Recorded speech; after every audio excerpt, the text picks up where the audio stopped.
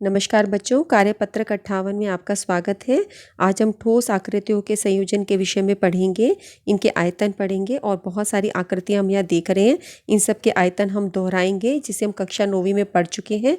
उसको शुरू करने से पहले मैं आपको छठ पूजा की अनेक शुभकामनाएं देना चाहती हूँ। ये भगवान सूर्य से संबंधित त्यौहार है। सूर्य से ही पृथ्वी पर सारा जीवन प्रभावित होता है। पृथ्वी पे सभी प्रकार की गतिविधियाँ सूर्य से ही संचालित होती हैं। तो हम उनकी प्रार्थना करते हैं, उनको पूजा करते हैं ताकि हमारे दिल में हमेशा उनके प्रति कृतज्ञता रहे, जो भी हमारे जीवन में किसी भी प्रकार से शुभ तरीके से योगदान देते हैं। लेकिन सिर्फ एक परिवर्तन ये रहेगा बच्चों कि त्योहारों को मनाने का तरीका वैसा नहीं रहेगा जैसे पहले रहता था। कोविड सिचुएशंस देखते हुए दिल्ली में इतने केसेस हो रहे हैं। अपने त्यौहार इस तरीके से मनाओ जिससे तुम्हारा आरोग्य बना रहे, क्योंकि ईश्वर को किसी चीज़ की आवश्यकता नहीं होती, हमें आवश्यकता होती है अपना ध्यान रखने के लिए, है ना। मन में उनके प्रति अच्छे भाव रखें, अच्छे संकल्प रखें, वो करें। और जो भी तरीके मान्य हैं, जो भी जिसके लिए भी सरकार हमें अलाउ कर रही है, उन तरीकों से हम अपने त्योहारों को मना सकते हैं, क्योंकि हमारी स्पिरिट को कोई नहीं रोक सकता, है ना। तो मन की शुभ की कामनाएं रखो अपने, वो सबसे ज़्यादा ज़रूरी चीज़ें होती हैं। और अब अपनी पढ़ाई पर चलते हैं। हम इसको देखते हैं। ये देख रहे हो, यहाँ पर एक घनाभ है। घनाभ का आयतन होता है लंबाई गुना चौड़ाई गुना ऊंचाई, LBH। घन का आयतन होता है A Guna A Guna A cube, A घन। शंकु का आयतन होता है 1/3 पाई r स्क्वायर h। R इसकी ये त्रिज्या है, H इसकी ये ऊंचाई है। इसी प्रकार ये आप बेलन देख रहे हो। बेलन होता है आपका पाई r स्क्वायर h। बेलन का फॉर्मूला रहता है पाई r स्क्वायर h, ठीक है। इसके बाद आप देख रहे हो अर्धगोला है। अर्धगोला 2/3 पाई r क्यूब। पूरे गोले का आयतन 4/3 पाई r क्यूब, ठीक है। ये सब हमें याद होना चाहिए। इसके अलावा एक क्रियाकलाप है कि 3/3/3 3/3/3 के माप के मैजिक घन में से घनों की गिनती करो। अब घनों की गिनती करने के लिए हम कक्षा 10वीं के बच्चे हैं, हमें इसको खोल के गिनने की ज़रूरत नहीं है। आपको पता ही है कि आयतन का मतलब होता है इसमें कितनी चीज़ आ सकती है। आयतन एक तरह से धारिता भी होती है, तो आप इसका आयतन निकाल दीजिए। घन का आयतन होता है A Guna A Guna A, तो तीनों को गुना करोगे तो 27, इसमें हमारे पास मैजिक घन में 27 घन आएंगे, ठीक है। इसी तरह आप 2 सेंटीमीटर त्रिज्या वाले वृत्ताकार कागज काटिए और उनको एक के ऊपर एक रखकर बेलन बनाइए। जैसे हमने कागज काटे, एक के ऊपर एक ऊपर एक रखते रहे, 20 रखते रहे, तो ऐसे बेलन जैसी आकृति बन जाएगी। तो आपको निकालना है पाई r स्क्वायर गुना 20। तो आप देख रहे हो H यहाँ पे जो 20 एक के ऊपर एक हमने गोले रखे हैं बना के, ऐसे 20 हमने रखे हैं, वो उसकी हाइट हो जाती है। तो जब तुम इसको गुना करते हो तो पाई 22/7 गुना r की जगह आ जाएगा, त्रिज्या है 2 सेंटीमीटर गुना 2 सेंटीमीटर गुना 20। और जब इसको हल करोगे तो ये तुम्हारा ऐसे रहेगा। इसको पूरा हल करोगे 1760/7 ये आ जाएगा। ये हमको इसको ज्ञात करना है। तो ये तुम्हारा एक प्रकार से आयतन हो गया, बेलन का आयतन हमने निकाला। तो ठीक है, तो हमें ये बताया गया कि बहुत सारे वृत्त एक के ऊपर एक रखे तो बेलन बन जाता है, ठीक है। अब हम कुछ प्रश्न देखते हैं। ये एक वर्कशीट मैंने लगाई है बच्चों, क्लास 9th के लिए चल रही है आजकल। इसके हमने कई प्रश्न करे हैं क्लास 9th में, ये सब तुमने भी किए थे। ये सारे फॉर्मूले लिखे हुए तुम्हारे दोहराई के लिए मैंने ये लगा दिया है कि ये जो सारे आयतन के हैं ये तुम्हारे पार्श्व पृष्ठीय क्षेत्रफल के हैं, और ये पीले रंग से जो हैं ये तुम्हारे कुल पृष्ठीय क्षेत्रफल के हैं सारे फॉर्मूलेस। ये देखो, ठीक है। इसको तुम एक बार पुनः दोहरा लेना, याद कर लेना। पहले प्रश्न पे चलते हैं। देखो यहाँ पर क्या है कि यहाँ पर एक 12 सेंटीमीटर लंबी और 1.5 सेंटीमीटर त्रिज्या वाली आधार की 5 पेंसिलों का आयतन ज्ञात करना है। 5 पेंसिल का आयतन निकालना है। पहले हम एक पेंसिल का आयतन निकाल लेंगे, फिर हम बाकी पेंसिलों का निकाल लेंगे। 5 से गुना कर देंगे तो बाकी 5 पेंसिल का निकल आएगा। शंक्वाकार भाग की ऊंचाई 30 सेंटीमीटर। ये ऊपर शंकु का हिस्सा है, इसमें इसकी ऊंचाई दे रखी है 30 सेंटीमीटर। शंकु की ऊंचाई 3 सेंटीमीटर। आप ये देख रहे हो, ये शंकु की ऊंचाई है 30 सेंटीमीटर, ठीक है। और ये तुम्हारे को इसकी ऊंचाई दे रखी है, ये जो आपका बेलन है, ठीक है। अब आप इसको निकालिए। तो 5 पेंसिलों का आयतन निकालने के लिए पहले आप ये देखोगे, बेलन का आयतन निकालोगे जमा शंकु का आयतन और जमा ये नीचे अर्धगोले का आयतन, इस तरीके से निकाला जाएगा। तो अब तुम्हारा बेलन का आयतन होता है पाई r स्क्वायर H1। देखो इस प्रकार से है तुम्हारा बेलन। ये देखो बच्चों, बेलन का आयतन फॉर्मूला हमें याद है ना, पाई r स्क्वायर H1। पाई r स्क्वायर H1। H1 क्यों लिखा? क्योंकि यहाँ पे हाइट सबकी अलग है। H1 में हम डालेंगे 6, क्योंकि बेलन की बात चल रही है। तो बेलन में पाई r स्क्वायर H1। r हमारा सब में सेम रहेगा, क्योंकि ये जो त्रिज्या अर्धगोले की है वही शंकु की है और वही तुम्हारी बेलन की है, सब जगह त्रिज्या सेम है।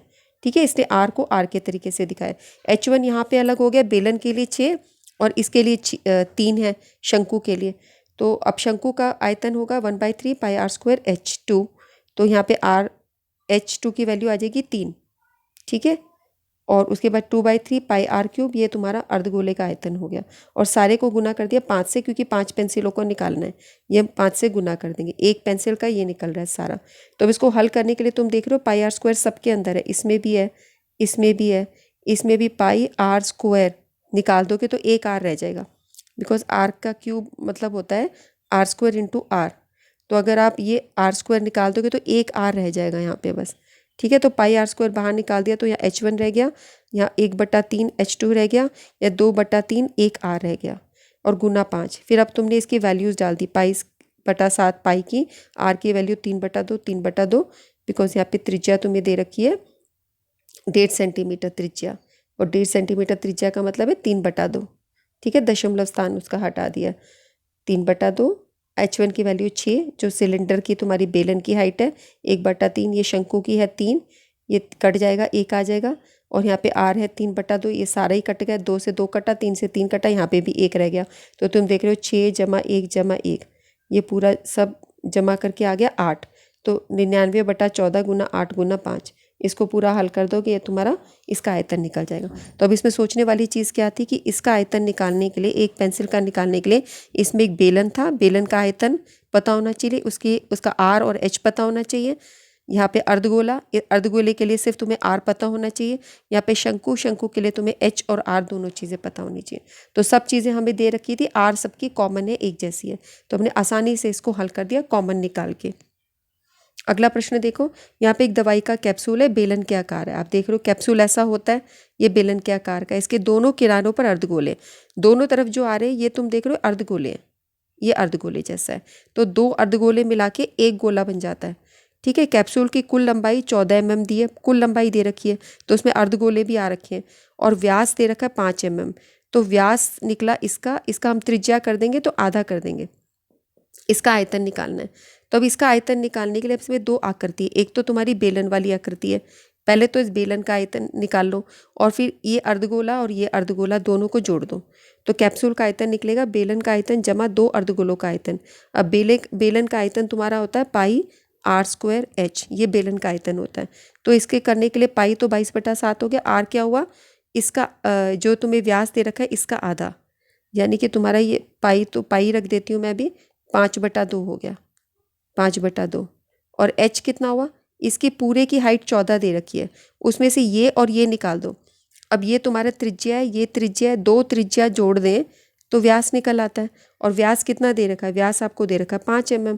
तो 14 में से 5 निकाल दो तो तुम्हारी सिलेंडर की यानी बेलन की हाइट निकल आएगी, है ना। तो हम इसीलिए 14 में से 5 घटा देंगे तो हमारा बेलन का ऊंचाई आ जाएगी 9, 14 में से 5 गए तो h तुम्हारा 9 रहेगा। तो इस तरीके से r की जगह 5/2 5/2 और h की जगह 9 डाल के हम इसको बेलन को हल कर सकते हैं।